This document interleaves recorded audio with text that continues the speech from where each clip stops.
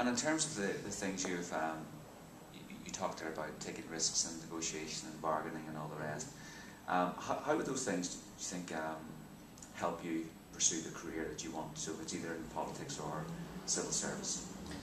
Well, all politics is about negotiation, you know, it's all about trying to find a compromise between one side and the other, and I think people who can do that skillfully, you know, I mean, there's lots of different options within the civil service. One of the ones I'd like to do is the Foreign and Commonwealth Office. That's all about diplomacy, that's all about trying to bargain things, that's all about trying to negotiate. Now, it's very different from talking to a sole trader down the town trying to get their price down, but it's that same, you know, it's a lot more subtle and it's probably a lot more what I'm good at. But I mean, there's a lot of, I mean, risk analysis again, taking those risks. I mean, that's what government's all about when it comes to, so say you're put into the department. So you could become the first risk-taking civil servant in Northern Ireland, yeah? I wouldn't say that. You know, you do what you're told, but you sometimes have to take risks to implement those policies, especially if you're doing something like organisational change. You know. Do you think the civil service is ready for risk takers? I don't think the Northern Ireland one is, but I think the national one is, yeah. Okay. And why is that? Because we're going through an unprecedented time of, you know, when back office is being slashed. You know, a lot of people, I mean, a lot of it's going to be people fighting for their jobs. Yeah. A lot of it's going to be trying to keep on as many people as cheaply as possible, and sometimes you've got to take risks when it comes to ensuring that the front line is protected. So for me, that, you know, I mean, that is a very risky business, because, you know, you can't be 100% sure that the hospitals are going to be just as good when you're making all these changes in the management. You can't be 100% sure that the quality of the standards of the education that the young people are going to receive are as good when you're making back office changes. So yeah, I think there's a lot of risk in managing the civil service, you know.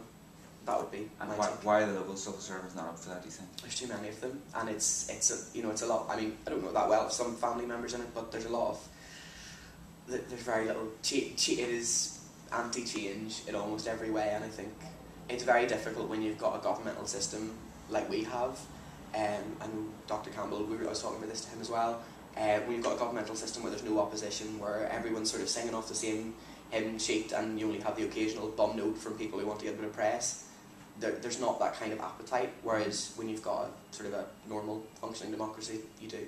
Okay, okay. So obviously you're going through this apprenticeship with the goal of, you know, winning the work placement with Deloitte. Yeah. What interests you about that position? First of all, I do accountancy. Deloitte, one of the big four accounting and auditing firms in the world. That'd be an absolutely massive feat for me. Like,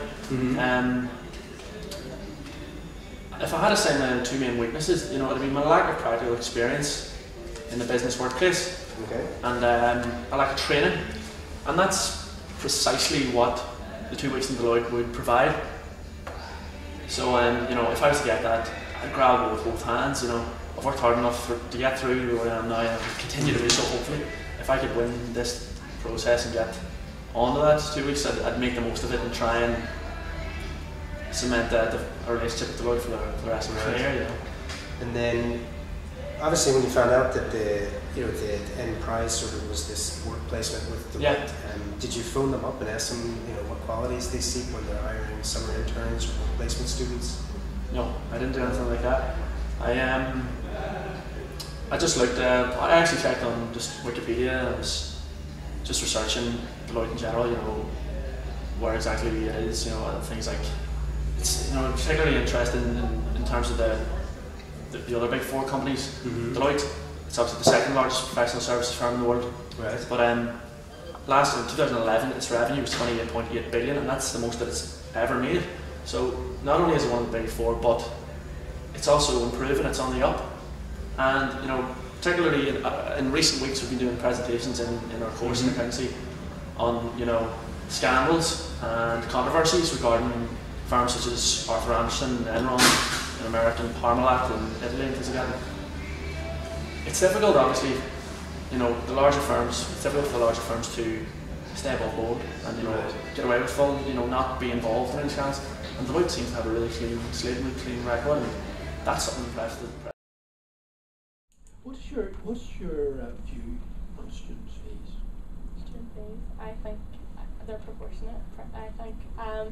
I think free education is I think it's a bit too far-fetched. I don't think it's feasible to have a free education because I didn't go I to understand, university, yes. but it was possible then. But I understand that it was possible in the past. I do think that 3,000 odd quid a year is ridiculous. I can't fathom the idea that they're paying 9,000 in England, so I just don't really think about that. I think yes, you do have to pay for your degree, but I think £3,000 is a lot of money.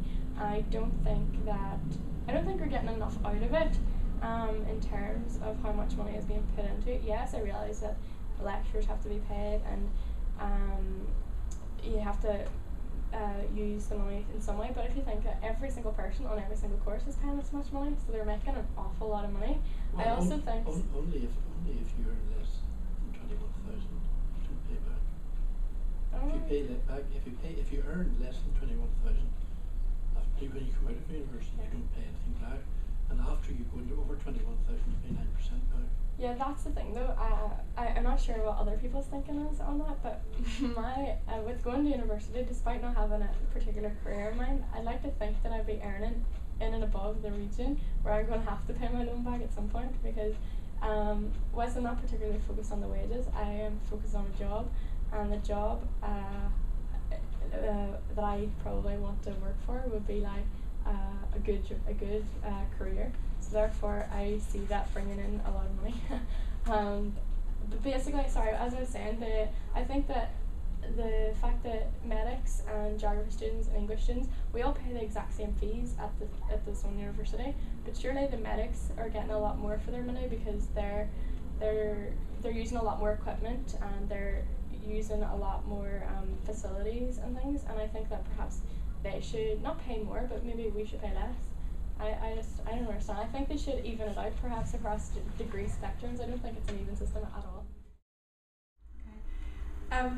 What makes you stand out above the other, or what do you feel makes you stand out above Other from than the the other candidates? Yeah. I think I heard somebody said that past performance predicts future results. Suspect that might have been Deirdre this I morning. think it was, yeah. And we know the phrase, right? Yeah. And I had never thought about it. That kind of encapsulates why I'd be stronger than other candidates. Mm-hmm. I think my past, I have from day one, I've always at university, even at school, I still keep it in my CV. I was deputy head boy at St Mary's Grammar School in Markfeld. I was selected as the community spirit for the whole school when I left, which was an incredibly prestigious award at that time because it kind of encapsulated everybody, all the students who got involved, who was the one who stood out, and got from first year students getting them and feeling them, making them feel welcome in the school, to helping upper six students get along with their studies. So it's probably one of the awards that I never talk about, but I'm probably my mother's more proud of. And was it awarded to one person or to? It was awarded to a boy and a girl. Right. So I was obviously the boy who got it. And past performance, the internship with Apprentice, the praise obviously is as an internship with Deloitte. I learned so much with Infosys over the 8 weeks I was there that I would take forward to Deloitte. Such as teamwork and skills.